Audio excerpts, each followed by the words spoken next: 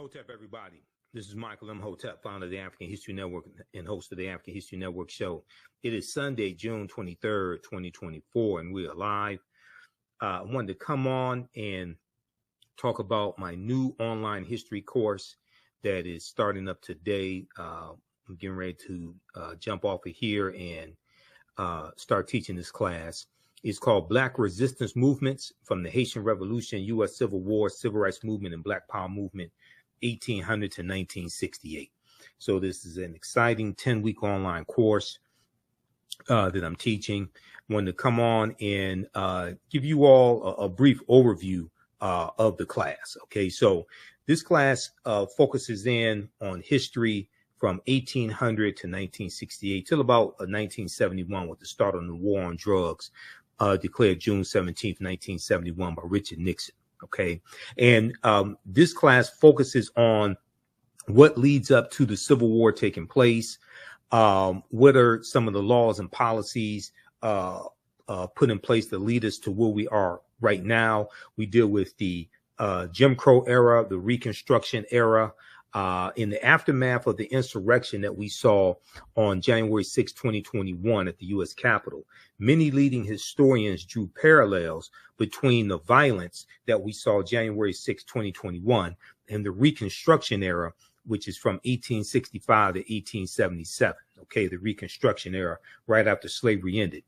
The period of political revolution directly following the American Civil War, this was the Reconstruction era, and is going to be partly because of political violence that brings about an end to the Reconstruction era. And we also know that we have the Compromise of 1877 as well, where Rutherford B. Hayes is declared president, the Republican, and he agrees to the Democrats' demands to remove the Union troops out of the South. Okay. Now, this 10-week online history course will analyze U.S. history primarily from the African-American perspective, beginning in the period 1800 to 1865. But one of the things that we're going to highlight in this class is Black resistance and how we fought back to white supremacy and racism. Okay. This course looks at different ways African Americans fought back against racism between 1800 to 1968. Your understanding of politics is directly related to your understanding of history.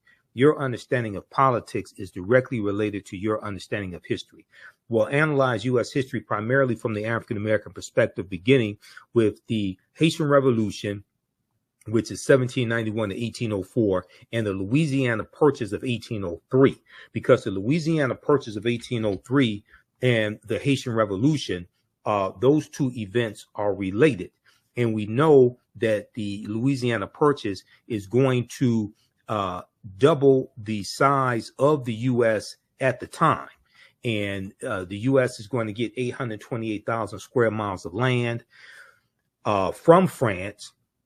And one of the reasons why France sold this land is because France and Napoleon and were getting their behinds kicked by the Haitians in their colony of Saint Dominique that those Africans are going to call Haiti. Okay, and then we call it Haiti. And Haiti is the Arawak word for that island nation of Haiti. Okay, this is where that comes from, Haiti. And we talked about this in my class, the class that I taught yesterday, Ancient Kemet, the Moors, and the Ma'afa, Understanding the Transatlantic Slave Trade, what they didn't teach you in school. That Haiti is an indigenous Arawak word, which means mountainous land, so we're going to deal with this history, and then you could trace that history of the island of Hispaniola, or what Christopher Columbus called La Isla Española, the Spanish island, and the word is anglicized to Hispaniola. And the island of Hispaniola is where you have the Dominican Republic and the Spanish colony of Santo Domingo, which the French take over that Spanish colony of Santo Domingo in 1697 and call it Saint Dominique, and that's where Haiti is today. Okay, so when we look at this history, even though we're looking at history from 1800 to 1968, we can trace this history back to the Moors going into the Iberian Peninsula, today known as Spain and Portugal, in 711 AD, and what happens after that. Because we know it's August 3rd, 1492, that Columbus sets sail on the Nina, the Pinta, and the Santa Maria, and he's financed by Spain and King Ferdinand and Queen Isabella. We know on August 2nd, 1492, Spain expels the Sephardim, the Sephardic Jews, and we know on January 2nd, 1492, during the Spanish-Grenadian Wars, the Moors lose control of their last stronghold in Spain, which was Grenada. Okay, so we see a chronology of all of this history. And then we see the Louisiana Purchase, which doubles the territory of the United States. The U.S. is going to carve out about 15 states out of that land they get from France. And France did not legally own that land. This is stolen land they got from Native Americans as well as African people who were already here as well. And we know from reading Dr. David Imhotep's book, The First Americans Were Africans, Documented Evidence, we know African people were here in this land we call the United States of America, going back at least 51,700 years ago. Okay, so, this is already a given. Okay, so what we're going to see here in this class is a chronology of this history and what leads to the U.S. Civil War taking place. We'll look at things like the Missouri Compromise of 1820, okay, the Kansas-Nebraska Act of 1854, and after we look at the Mexican-American War, 1846 to 1848, and after the Civil War ends with the, General Robert E. Lee surrenders to General Ulysses S. Grant at Appomattox Courthouse in Virginia, April 9th, 1865. And then you have June 19th, 1865, Juneteenth. But as we will look at in this class, we know that the Emancipation Proclamation did not free the slaves. Okay, the Emancipation Proclamation did not free the slaves. We know that the border states of Maryland, Missouri, Kentucky, and Delaware, they were all exempt from General Order Number 3. Okay, delivered by Major General Gordon Granger. And, we just commemorated Juneteenth, and we should celebrate Juneteenth. But as you saw in the videos from my presentations for Juneteenth 2024, I said that we have to protect the history of Juneteenth and correct the history of Juneteenth. And June 19th, 1865, when those enslaved Africans in Galveston, Texas, got the word that they were freed, that was not the last day of slavery, because Kentucky and Delaware did not abolish slavery until December 18th, 1865. And that is when the 13th Amendment was adopted. We know that when Georgia ratifies the 13th Amendment, December 6, 1865, Georgia becomes the 27th state to ratify the 13th Amendment, and it becomes law, and it's adopted December 18th. So Kentucky and Delaware did not abolish slavery until 6 months after Juneteenth. So how could Juneteenth be the last day of slavery? Okay, so a lot of these reports that you hear in the media are basically false about Juneteenth.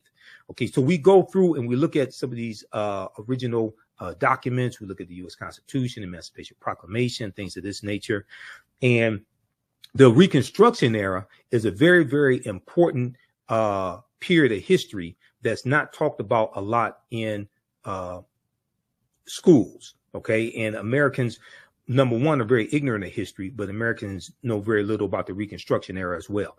You can register for this class because I'm getting ready to jump off here and jump into the class right now at our online school and start teaching the intro to the class. Visit our website, AfricanHistoryNetwork.com, AfricanHistoryNetwork.com. Scroll down past the first online course that I teach, Ancient Kemet, the Moors, and the Ma'afa, Understand the Transatlantic Slave Trade. You can still register for that class.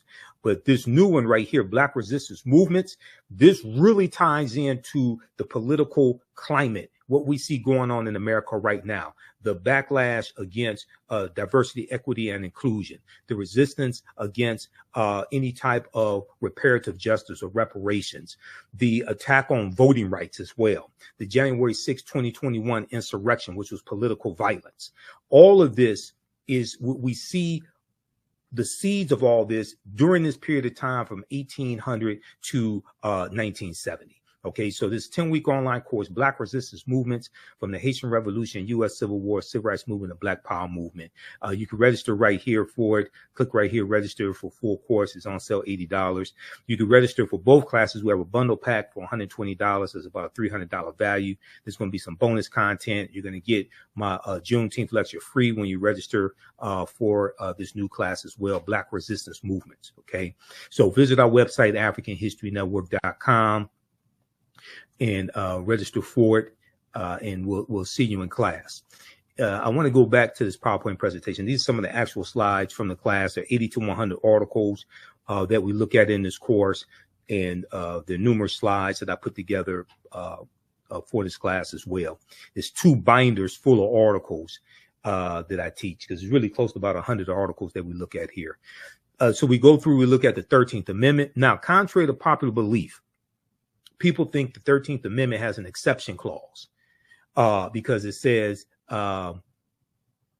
except as punishment for a crime whereof the party shall have been duly convicted, shall exist within the United States or any place subject to their jurisdiction. So people are under this misconception, oh, well, this is why you have mass incarceration, because of the 13th Amendment. No, that's false, okay? What is the 13th Amendment? What law is the 13th Amendment based upon? The 13th Amendment is based upon what's known as the Northwest Ordinance of 1787. The Northwest Ordinance of 1787 dealt with the Northwest Territory. It dealt with Michigan, Ohio, Indiana, Illinois, Wisconsin, and Minnesota. The Northwest Territory is one of the main reasons why the Northwest Ordinance, I should say, the Northwest Ordinance of 1787 is one of the main reasons why places like Michigan, where I live, had very low levels of slavery, because the Northwest Ordinance basically abolishes slavery in the Northwest Territory. And when I did my presentation for the Detroit Reparations Task Force on March 2nd, 2024, some of you all have seen the video of that lecture because I've been rebroadcasting it on my social media platforms. I talk about the Northwest Ordinance there, officially titled An Ordinance for the Government of the Territory of the United States, Northwest of the River Ohio. The Northwest Ordinance was adopted on July 13, 1787 by the Confederation Congress. Okay, this is the same Congress. This is who drafts the U.S. Constitution. Okay, in 1787 at the Philadelphia Convention, the Confederation Congress, the one-house legislature operating under the Articles of the Confederation. So the Northwest Ordinance chartered a government for the Northwest Territory, provided a method for admitting new states to the Union from the territory, and listed a Bill of Rights guaranteed in the territory. And one of the things that it did was basically forbade slavery. A Bill of Rights protecting religious freedom, the right to a writ of habeas corpus, that means having your day in court before, being convicted, the benefit of a trial by jury, and other individual rights. In addition, the accordance encouraged education and forbade slavery. So this is why, like in 1832, Michigan had in 1830, the U.S. Census showed Michigan only had 32 slaves. In 1773, we know Detroit had 73 slaves. Okay, but after that, in 1787, you're going to see a drastic decline in the number of slaves that the Michigan Territory has, and then Michigan becomes a state in the Union in 1837, and it gets admitted to the Union as a free state. So this is why I said that the people that, even though slavery did exist in Michigan, there was very low levels of it. And also many of the numbers that you see talking about the number of slaves in Michigan, that also included Native American slaves. And at one point, Native American slaves outnumbered African slaves 3-1. So this is why when we talk about reparative justice, we have to specifically understand the history of the city or state that we're talking about. We can't just run around talking about slavery, slavery, slavery. You owe us $17 trillion. That's not going to work. Yeah, I mean, go watch my presentation. I got deep into this.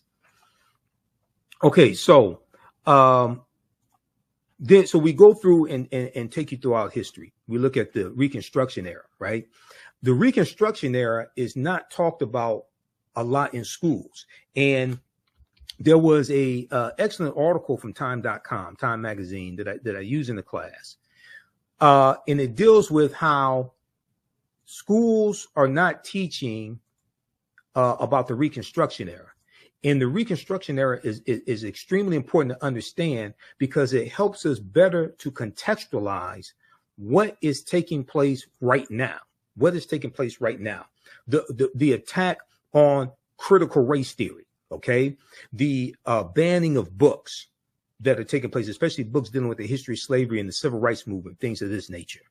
And then you have the initiative to reshape the federal bench, the federal courts, and the U.S. Supreme Court into an ultra-conservative court as well.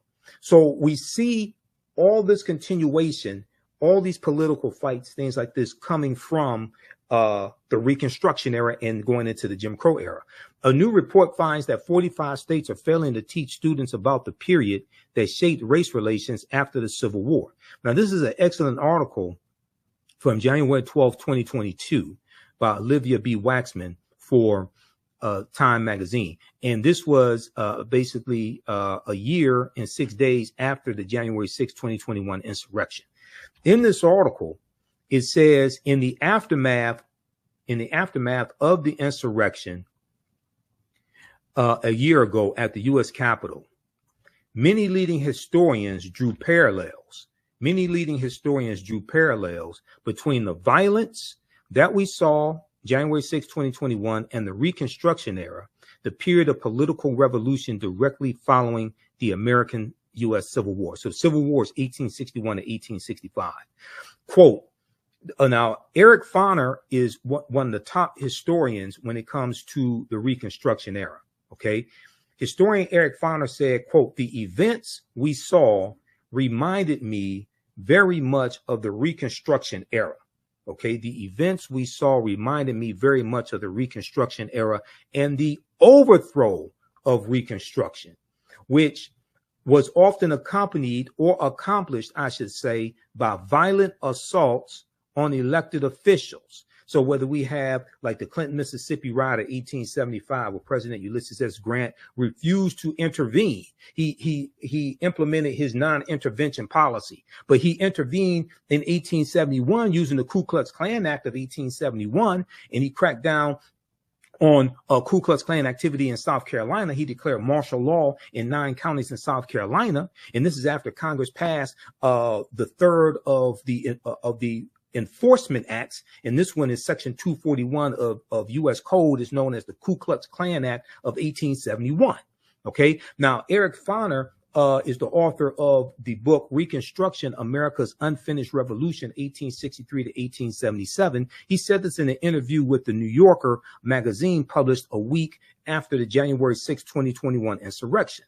Now, scholars say studying the aftermath of the U.S. Civil War can help put into context many of the most seminal events in the U.S. in recent years, from the brutal murder of George Floyd, May 25th, 2020, okay, in Minneapolis, Minnesota, by Derek Chauvin, to the voter suppression laws enacted after African-American voters played a big role in helping Joe Biden and Kamala Harris be elected president and vice president in 2020. But despite the timeliness of the era in today's climate, many students in American schools will not get a full education on Reconstruction until they get to college. But majority of them are not going to go to college. The Reconstruction era, understanding this is why I when I talk about Juneteenth, I say we can't deal with just one day in history. Juneteenth leads you to the Reconstruction era, 1865 to 1877. It leads you to the Civil Rights Act of 1866, which allows African Americans to enter into legal contracts and negotiate wages. And it's the Civil Rights Act of 1866 that's being used against us now in these anti-diversity, equity, and inclusion lawsuits that white conservative Ed Bloom is filing. He filed it against the Fearless Fund, the African American women who give out grants to businesses of women of color. And Ed Bloom is saying that they're discriminating against white business owners. It played a part also when we deal with the affirmative action being overturned in college admissions. That was Ed Bloom, conservative activist Ed Bloom, who filed that lawsuit once again. So one of these Reconstruction laws and the 1866 Civil Rights Act, that was the foundation of the 14th Amendment of 1868. Now you have these white supremacists using these laws against us that were created for us. And this is why we have to understand this history and understand, and your understanding of politics is directly related to your understanding of history. Okay. And this is why I say we have to practice political self-defense. Understanding how these laws and policies impact African Americans, impact our economic condition, how to weaponize our vote, how to fight back against these people, take them out of power, vote them out of office, and understanding how to protect gains that have already been made. If you don't understand history, you don't understand the gains that have been made. The attack on voting rights, Senate Bill 201, okay, coming out of Georgia. That's very similar to the attack on voting rights, African-American voting rights that we saw at the Mississippi State Constitution, the Mississippi State Convention in 1890, okay, shortly after Reconstruction ends. And they're rewriting the Mississippi State Constitution to oppose poll taxes and literacy tests, to suppress, it was specifically designed to suppress the African-American vote. There's an excellent article from the Washington Post called "The Mississippi Plan to Keep Blacks from Voting in 1890. Quote, "We came here to exclude the Negro," end quote. Now, that quote, "We came here to exclude the Negro," is a direct quote from Solomon Saladin Calhoun, who was the white county judge who presided over the Mississippi State Convention. And he said, "Let's tell the truth. If it bursts the bottom of the universe, we came here to exclude the Negro. Nothing short of this will answer." Because African Americans were the majority of the population in Mississippi, and we were the majority of the voters. Okay. So they're trying to take back power. They imposed, the delegates eventually adopted a literacy test and a poll tax geared to suppress the black vote in a state with a black majority. The Mississippi Plan became the model throughout the South, part of a raft of racially oppressive Jim Crow laws that ended Reconstruction. What you're going to see is other states adopt similar laws. South Carolina, 1895, Louisiana, 1898, Alabama, 1901. You're going to see Georgia, Oklahoma. It's the same thing that happened after Senate Bill 201 passed. Okay. Out of Georgia, other states, especially many of these former Confederate states, they started passing similar bills. Okay. And what are they doing? They're cracking down on mail-in ballots, okay? And they're trying to find ways to suppress the votes of African Americans, Latinos, Asian Americans, white college students as well. It's not just targeting African Americans. We are the main target, though, because we have historically been targeted because there has always been a fear of African American political power in this country. Read the article from motherjones.com. Now, you know I'm a national political commentator. You see me on Roland Martin Unfiltered every Friday. You see me on the African History Network show. I just did Attorney Areva Martin show this week as well, this past week. You know, she's a CNN legal analyst, Areva Martin. So I was on her radio show on 1580 AM KBLA out of Southern California, which is Tavis Smiley's radio station.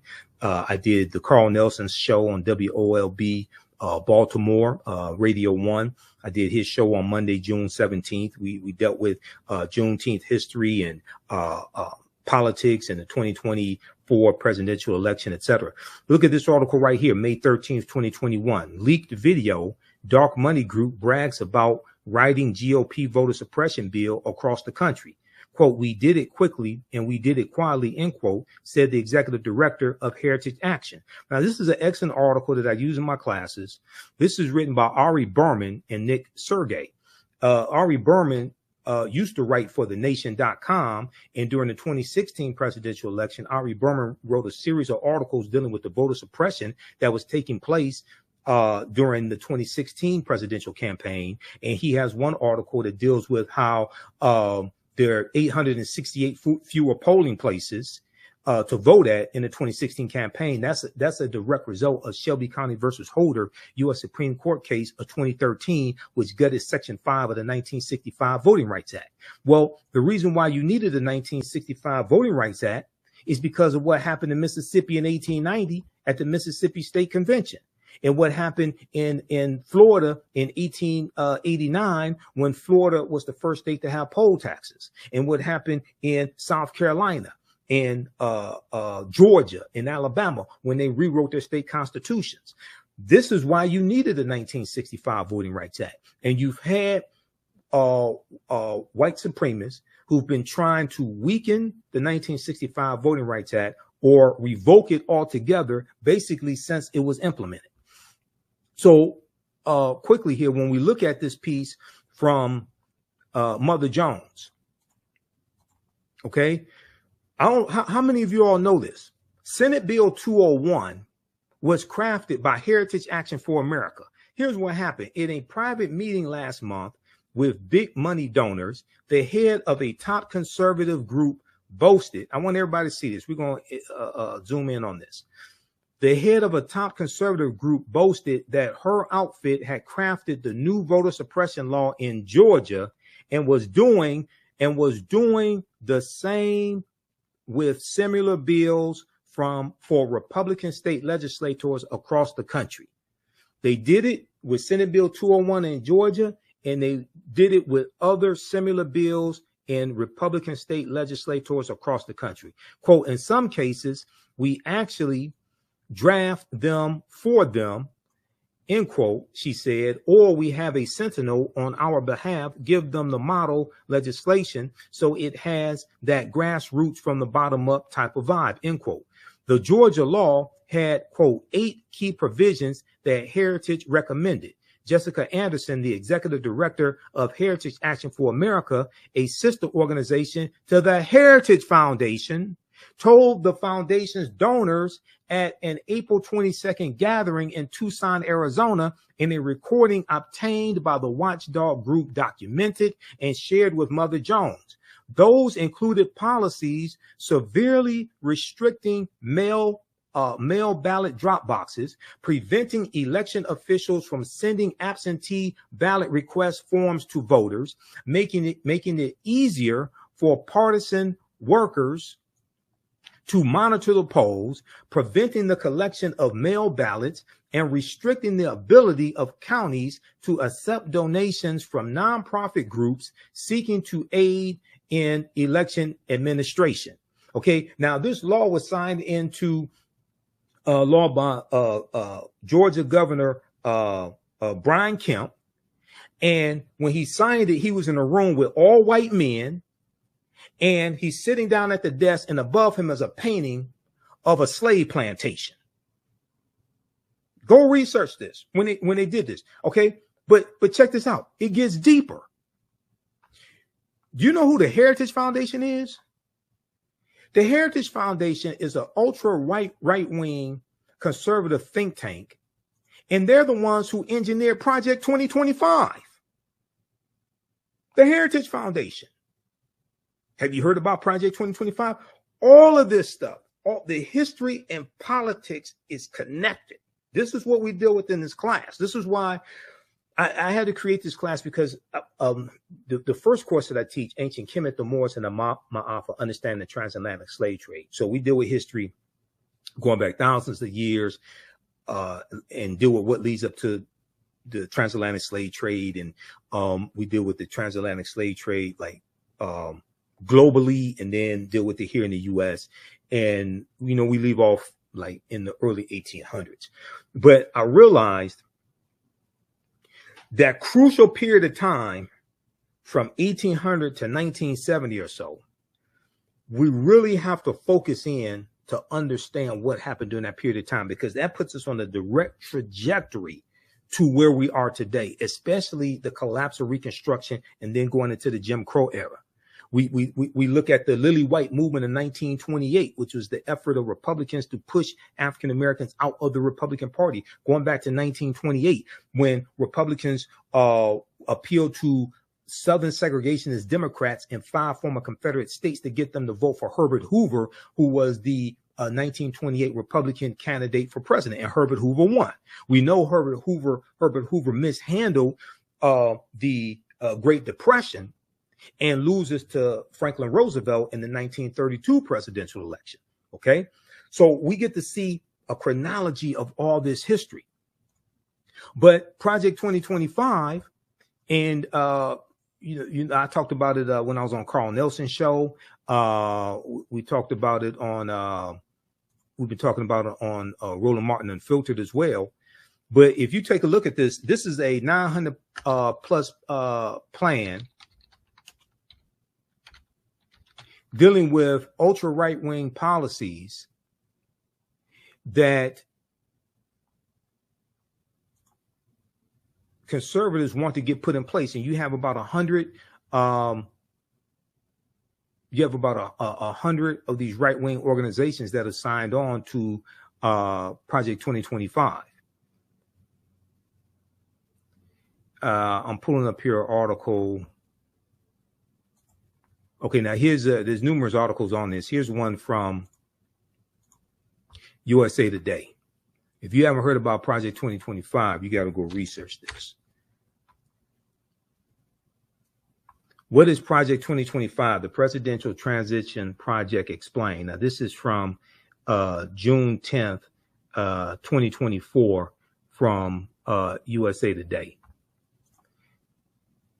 This deals with giving more power to the president. This deals with getting rid of the Department of Education. This deals with the nationwide ban on abortion. This deals with weaponizing the Department of Justice as well. I mean, this stuff is deep. This deals with politicizing federal employees and getting rid of thousands of federal employees and implementing a loyalty pledge as well to be a federal employee. What is Project 2025? The Presidential Transition Project Explained.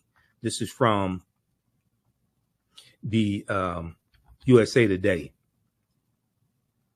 The detailed plan to dismantle and reconstruct the government laid out by conservative groups known as the 2025 Presidential Transition Project has critics up in arms over its apocalyptic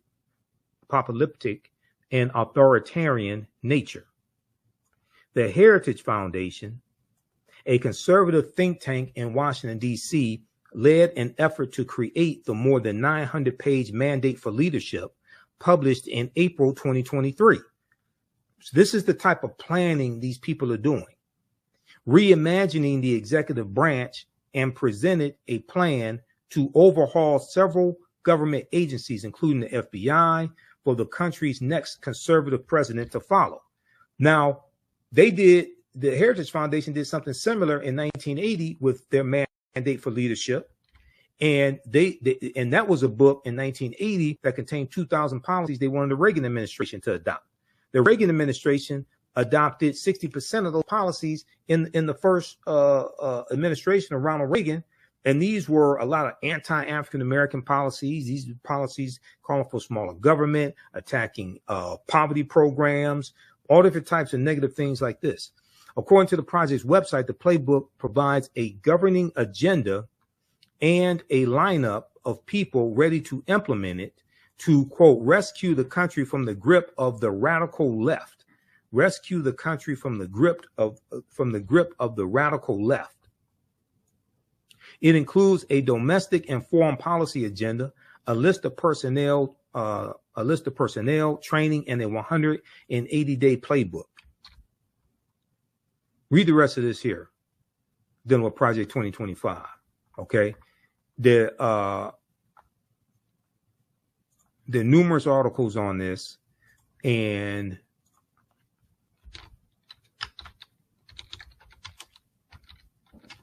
let me pull up something here.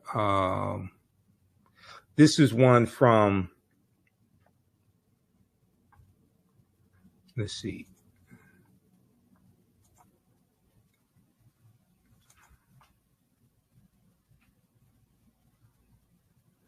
This is one from oh,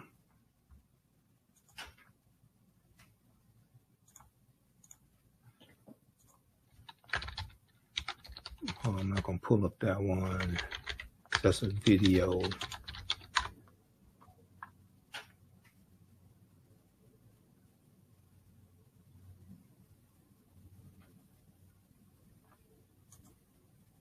This is one from Newsweek.com. Now, this is the ex-Republican National Committee chair. This is Michael Steele, who's African-American. And he's confronting, so on the weekend on MSNBC, co-hosted by Michael Steele, they just had the guy who's the head of the Heritage Foundation on the show. They had him on this weekend. It was Saturday. They had him on Saturday, June 22nd. Ex-RNC chair confronts Republican on Project 2025 plan to gut government, 2024. Michael Steele, former chairman of the Republican National Committee, confronted Kevin Roberts, president of the Heritage Foundation, on Saturday over Project 2025, a plan that includes firing up to 50,000 federal government workers. A plan that includes firing up to 50,000 federal government workers. Now, African Americans make up 18.4% of the 370,000 federal employees. So when you talk about firing 50,000 federal government workers, you're talking about firing a lot of African Americans. In August 2023, conservative think tank, the Heritage Foundation, in collaboration with other right-leaning groups, published its Project 2025. According to its official website, the project aims to pave the way for an effective conservative administration by using a policy agenda, personnel, training, and a 180-day playbook should the GOP win the 2024 election, should Donald Trump win. This is what they're saying. Proposals include reintroducing legislation making it easier to fire federal employees, prosecution for distributing abortion pills by mail, and abolishing recently established diversity, equity, and inclusion DEI initiatives at the Department of Defense. However, one of the most significant proposals is a plan to reintroduce Schedule F, a Trump-era executive order rescinded by President Joe Biden. Okay, research Schedule F, the Schedule F employees, rescinded by President Joe Biden, that would see tens of thousands of federal workers reclassified, making them easier to fire. Once again, African Americans are 18.4% of federal employees. While the Trump campaign has previously said outside groups do not speak for the former president, Project 2025's 1,000-page proposal was drafted with input from a long list of former Trump administration officials who are poised to fill top ranks of a potential new administration, according to the Associated Press. Newsweek has reached out to Trump's campaign via email for comment. Now, during Saturday's MSNBC's The Weekend, former RNC chair Michael Steele, who is African American and the co-host of the program, he discussed the specific proposal of replacing federal workers, asking Kevin Roberts, a Republican and the head of the Heritage Foundation, about who will be replacing them. Quote, talk to us about what that looks like if Heritage is calling for removing 50,000 federal employees. Who are you replacing them with, and where do they come from? I suspect a lot of those people you are talking about have been in the federal service for a long time and served not just Republican administrations, but also Democratic administrations, Michael Steele said. Kevin Roberts mentioned political contributions as he claimed federal workers contribute to the Democratic Party. See, what they want to do is they want to go through and weed out federal employees, and they only want federal employees who will be loyal to Donald Trump. And that's not how federal employees work. Federal employees are not loyal to a president. They are employees that serve the country. They stay there for 20, 30, 40 years. They serve many presidents. They're not there to serve a president. What I mean is they serve under many presidents. They're not there to serve a president. They're there to serve the country, but they work under many presidential administrations. They're not there to be loyal to one person. That's not how this works. Quote, they have, and 95% of them who give political contributions give them to the Democratic Party. Kevin Roberts said, the head of the Heritage Foundation, they can donate to whoever they want to. You can be a federal employee and make political donations. You have a right to do that. However, Michael Steele interjected and asked, quote, so you're going to fire someone because they wrote a check to a Democratic candidate? Kevin Roberts continued by doubling down on the efforts to replace civil servants, calling them unelected bureaucrats.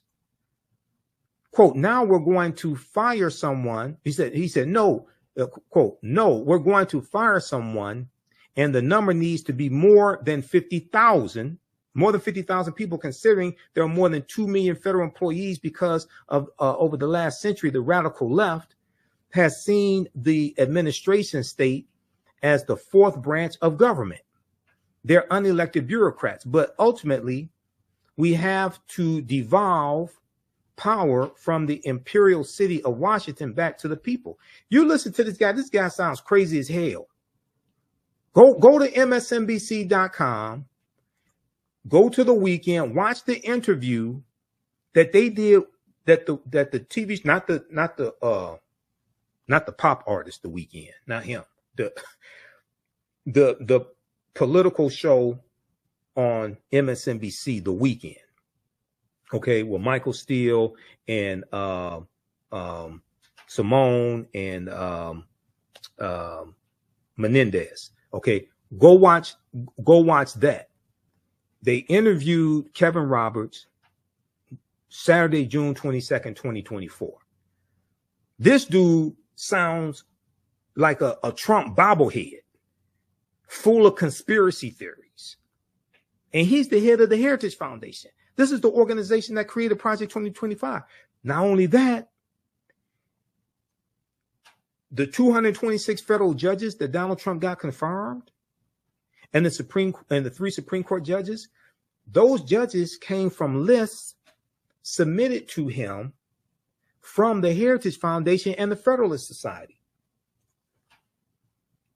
Go research that.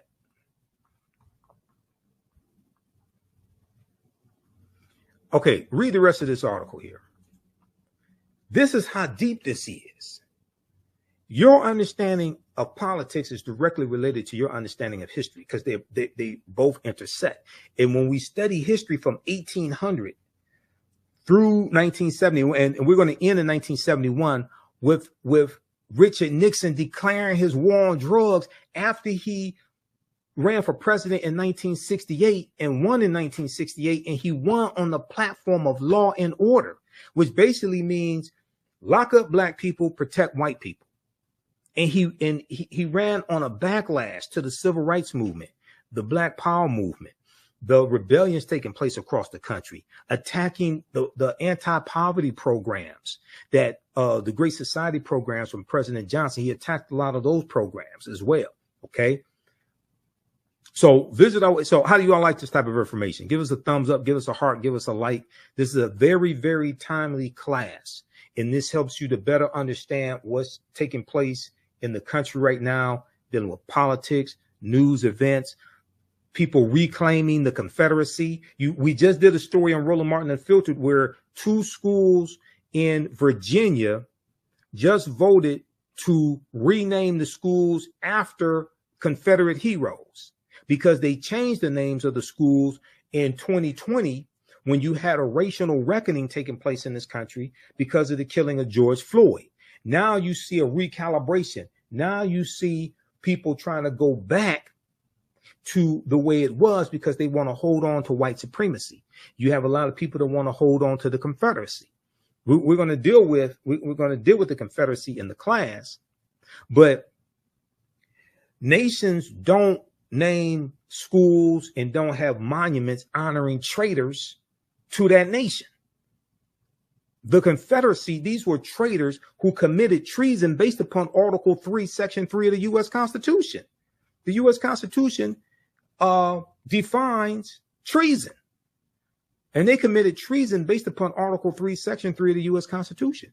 Now, a minute ago, I talked about the Ku Klux Klan Act of 1871. Okay, it was actually passed in 1871, right?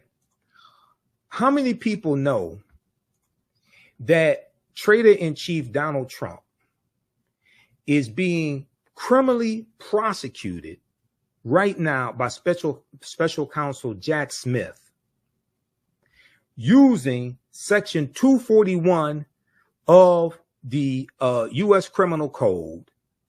And Section 241 is the Ku Klux Klan Act of 1871. It's actually 1871, not 1870. How many people know this? Read this article here, okay? And once again, this is an example of how we see history and politics coming together and how historical events shape policy and laws, and then laws shape historical events. This all happened during the Reconstruction era, 1865 to 1877. Read this article from the Washington Post. Trump is charged under civil rights law used to prosecute KKK violence. Trump is charged under civil rights law used to prosecute KKK violence. The provision was originally adopted in 1870 and was intended to protect the newly codified rights of Black citizens after the Civil War. Well, it was the U.S. Department of Justice that was actually prosecuting these Klansmen. And the U.S. Department of Justice was created in 1870 largely to enforce the new rights of African Americans. That's during Reconstruction. Now, how many people learned all this in school? Okay? How many of your children are learning this in school? So then when you see this is why if you see me on Roland Martin Unfiltered and on the African History Network show, I tell you, the work that Kristen Clark is doing in the Civil Rights Division of the Department of Justice, the work that Merrick Garland is doing, because the prosecution, the investigation, number one, and the prosecution of the January 6, 2021 domestic terrorists, that is the largest investigation the U.S. Department of Justice has ever done since they were created in 1870. And one of the main reasons why those domestic terrorists attacked the U.S. Capitol is because 16.9 million African Americans voted for Joe Biden and Kamala Harris. And then the day before that attack, January 5th, 2021, you had the special election in Georgia, once again, Georgia, and Senator Raphael Warnock won his election. Okay, the African-American senator, he won his election. And John Ossoff, the Jewish candidate, Democrat, he won his election, which gave Democrats a slim majority in the Senate. So there was a lot of racial animus that was driving this hatred that we saw explode in Reconstruction-like era violence and them assaulting over 140 police officers, Yet Donald Trump says he loves police officers and he backs the blue. But he sat there for 187 minutes in the White House watching it on television and did absolutely nothing. He backed the blue until the coup. That's what happened. He backed the blue until the coup. All right, so visit our website. How do you all like this type of information? Who still needs to register for this online history course? I'm about to get out of here and jump into the class and start teaching this class. Visit our website, AfricanHistoryNetwork.com, AfricanHistoryNetwork.com. Scroll down. We have my new Juneteenth lecture there. It's a 3-hour lecture. If you register for this class, you're going to get the Juneteenth lecture in digital download format. Okay. But you can order it in DVD or digital download format. You can register for the first class I teach, Ancient Kemet, the Moors, and the Ma'afa, Understand the Transatlantic Slave Trade, what they didn't teach you in school. Now, we do the sessions live. All the sessions are archived and recorded. You can go back and watch these anytime. So even after the course is over with, you can still go back and watch the class. Okay. A year from now, 2 years from now, you'll still have full access and you can watch the class. This content is PG-13, so you can use this with your children. Okay, so it's not overly graphic. I don't do a lot of cursing or anything like that. And it's very visual. So there's articles that we reference, books that we reference. I show you usually the book references on the screen, so you don't have to buy any of the books if you don't want to. But register here. We're going to do a class introduction right now. I teach this at my online school, so you can register for this course. Click right here, register for full course at AfricanHistoryNetwork.com. We just posted the link here in the thread of the broadcast. You can also support the African History Network, $ the AHN show through Cash App and through PayPal, paypal.me/the AHN show. It helps us keep doing the research, stay on the air, keep broadcasting, pay some of the bills. This is our official Cash App account, $ the AHN show, SHOW. When you go to it, it'll say Michael. There's some like 5 or 6 fake African History Network Cash App accounts out there that I have identified, like these right here. Oh, and you can click on a Cash App link right here. Here's our QR code. Okay. And then here's our link for PayPal as well. This helps us keep doing the research, stay on the air, keep broadcasting, pay some of the bills, finance our Sunday night show, the African History Network show. I usually do that Sundays, 9 p.m. to 11 p.m. Eastern Standard Time on our social media platforms as well. All right, we have to get out of here. Hopefully you learned a lot today. You can email me through the website if you have any questions, AfricanHistoryNetwork.com. We'll see you in class.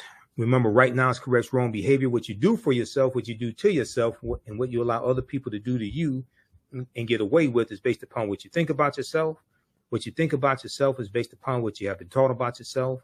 What you've been taught about yourself is based upon everything you've read, heard, and seen about yourself. So when you control the radius of a man or woman's thoughts, you can control the circumference of his or her actions, because the mind can't do or teach what it doesn't know. And your understanding of politics is directly related to your understanding of history. Okay, so we'll see you in class. Listen to the African History Network show. And Wakanda, right now is correct wrong behavior. It's not over till we win. Wakanda forever. We'll talk to you next time.